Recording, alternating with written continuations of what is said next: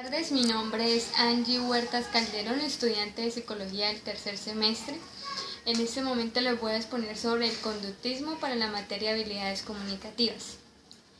Origen del conductismo.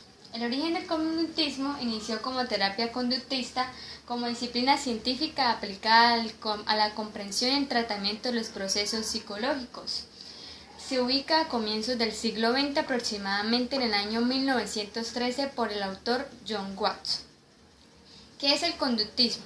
El conductismo es una corriente psicológica que define el empleo de procedimientos estrictamente experimentales para estudiar el comportamiento observable, es decir, la conducta. También nega toda posibilidad del método subjetivo, es decir, la introspección. Su fundamento teórico. Este está basado en que un estímulo le sigue a una respuesta, siendo el resultado de la interacción entre el organismo que recibe el estímulo y la respuesta que da ante el entorno. Es decir, el estímulo y la respuesta se relacionan para una conducta observable. Esta conducta se mantiene por un refuerzo. Características. El conductismo estudia el comportamiento observable, niega toda posibilidad de un método subjetivo y se centra en todo aquello que se puede ver. Cuando se comenzaron los estudios de laboratorio, se creía que sí se puede saber cómo reaccionaría una persona o un animal ante determinado estímulo. Para esto se crearon dos tipos de condicionamiento: condicionamiento clásico y condicionamiento operante. En el condicionamiento clásico se destaca el autor Ivan Pavlov, que era un fisiólogo que estudió el comportamiento animal, en donde decía que los actos de la vida no eran más sino reflejos. Para este experimento él utilizó un perro, una campana y una comida. En el condicionamiento clásico él lo denominó como el proceso mediante el cual se logra la respuesta a través de un estímulo determinado. Para esto debe tener tres fases: un precondicionamiento, un condicionamiento y un postcondicionamiento. En el precondicionamiento es cuando el estímulo neutro, el que es la campana, todavía no se ha condicionado con la comida, o sea, siguen siendo estímulos neutros. En el condicionamiento es cuando ya el estímulo neutro se va siendo condicionante para la comida y la salivación del perro.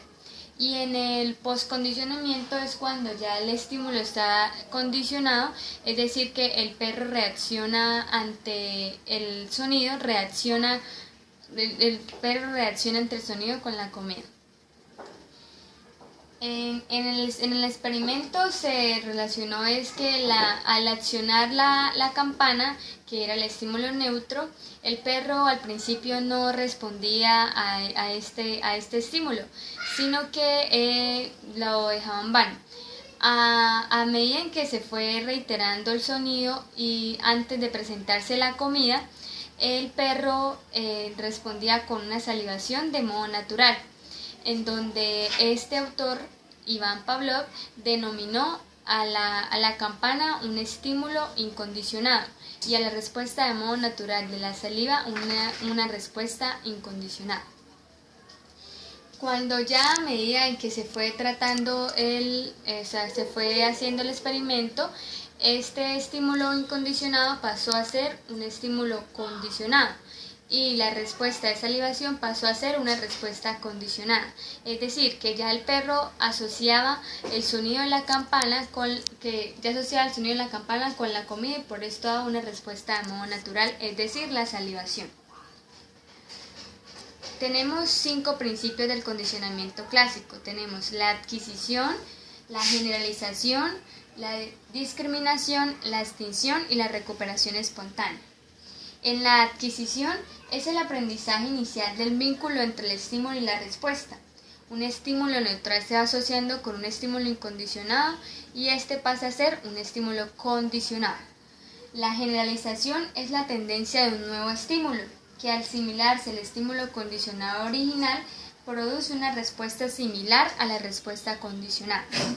En la discriminación es el proceso de aprender a responder a ciertos estímulos más no a otros. En la extinción es la desaparición de la respuesta refleja condicionada por la omisión repetida del estímulo incondicionado después de presentar este estímulo condicionado.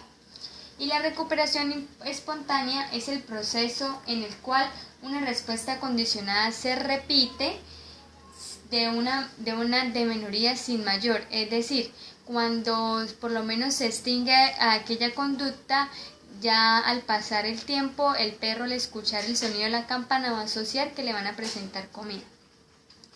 Como segundo tipo de condicionamiento tenemos el condicionamiento operante. En este se destaca el autor Skinner.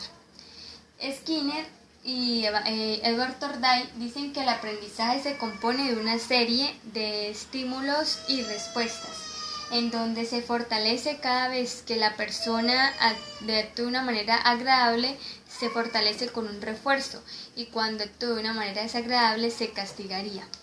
A esto denominaron condicionamiento operante. El condicionamiento operante dice que un organismo opera en su ambiente y efectúa respuestas voluntarias para producir una respuesta deseable o el organismo una respuesta desfavorable. Como en el condicionamiento clásico de tipos, en este también. En este tenemos cuatro tipos: refuerzo positivo, refuerzo negativo, castigo positivo y castigo negativo.